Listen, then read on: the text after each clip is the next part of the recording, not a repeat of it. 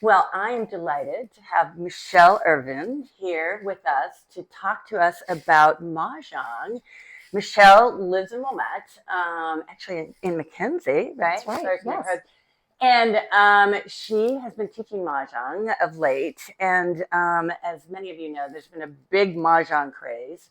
Matter of fact, one of the things I was thinking about was, as we embark on this new year, right, a lot of people are thinking, what can I add, right? And lifestyle and Mahjong, right? Right. Is not only, and we'll talk about it, but a great way as far as to socialize, because that's important, but also as far as really challenging the brain. So, Absolutely. so we'll be talking a little bit about some of these things. But, I really wanted to learn your journey as far as in terms of getting into Mahjong. How did that all evolve, Michele? We moved to the Mackenzie district, so into Wilmette in 2008, about 2 weeks before my daughter started kindergarten. So I didn't know that many people, and I took it upon myself to start a bunco group, which grew and grew and grew. There were probably 40 women in that. From that, so someone who knew me and knew that I loved to play games asked me to join her on a mahjong in a mahjong class. And from that, I really grew to love Mahjong. I mean, it was after my first win where I yelled Mahjong that I was completely hooked. And were you, as far as when you were playing Mahjong or whatever, like what was your initial as far as when you got into it? You're like, wow, is this like really cool, or is there like a lot to learn, or Oh, initially, I knew there was a lot to learn. If you know the game, I did stay in the consecutive runs section for a very long time. I never wanted to touch the wins section.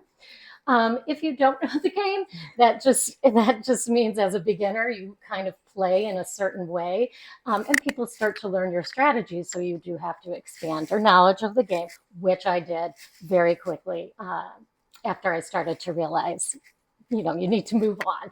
and it's interesting you say consecutive runs because Yes. as I'm learning and Michele was actually my teacher as far as getting into Mahjong, which I've been playing now for I don't know, over a year and a half, I think, at this point. And but one of the things I have learned is the consecutive runs is kind of like the easiest or the for beginners in terms of getting started and then learning some of these other patterns. And for those of you that don't know about what we're talking about, again, a great opportunity to jump in and learn. Right. So you have been teaching Mahjong now for a little while. So what kind of got you into deciding that, what, I can kind of turn this into something, a passion and so forth that you really loved? Right. So I started in 2014, and I kind of was in a number of groups, and then someone would leave and we'd bring someone new in and we'd have to teach that person. And then in 2020, no one was really getting together. So I taught three friends in my backyard, and then we would play in my backyard. As I started to realize that my kids were leaving for college, and I really enjoyed teaching, I took a few more Mahjong classes. I learned all the different rules from the National Mahjong League. And then I decided, oh, I'm going to start teaching. And I think I had my first class in the beginning of 2024. And it's just taken off from there. And how do you, when you go about teaching, like how have you kind of come up with the curriculum? Is there a curriculum, or have you really kind of put one together? So I put one together, sort of the way that I could see learning. It's building blocks. So we start, and I'm going to backtrack really quick. Yeah. Kind of a funny thing about the first class is I teach decoding the card because there's a game card, and and then we work through patterns because it's all about pattern making.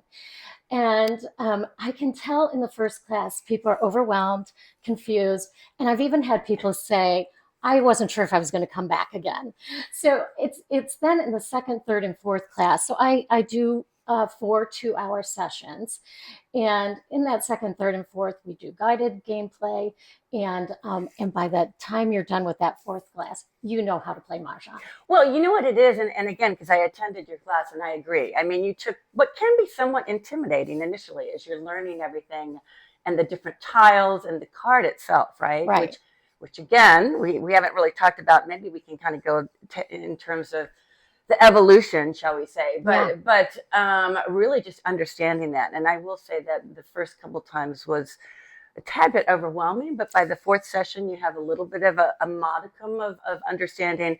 And I think what you do, which is so nice, is you kind of facilitate these drop-in groups, right? And Right. people of all different skill sets can come, and you're able to kind of help them get into the table of four type thing. Absolutely. So, yeah. So, and are you talking about at St. John? Or St. John, right? Yeah. So how are you So going about? that's open play.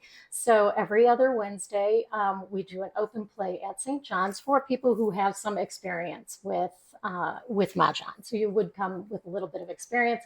Right now, we're playing with the 2025 card, and that's for 2 hours. You come in the evening, so you are with a group of women and just having a nice time socializing and playing a fun, challenging game. Yeah, so it's a great way to get out and experience Mahjong. Well, and it like I think it's really from a community standpoint. Yes. Socializing and so forth, and really getting together regularly, which I think is so important. And I know for me, I think of all the, one of the recent things that I've taken on, Mahjong really has turned into something that is just so much fun. And again, it's a challenging. There's a little bit of friendly competition or bantering, shall we say, but it's really just the time getting together with these ladies. And one of the things I find is you need to focus. When we are playing, we're not talking, right? Because you really need to focus as far as on the card and so forth. Absolutely. Yeah. And how would you say, so Mahjong, is, and we're going to backtrack here, but initially you think of it as China, originated in China in a certain dynasty. I don't know. But it's actually about 150 years old. Okay. It kind of came out of a card game. And what they said was that that sailors their cards were being blown away.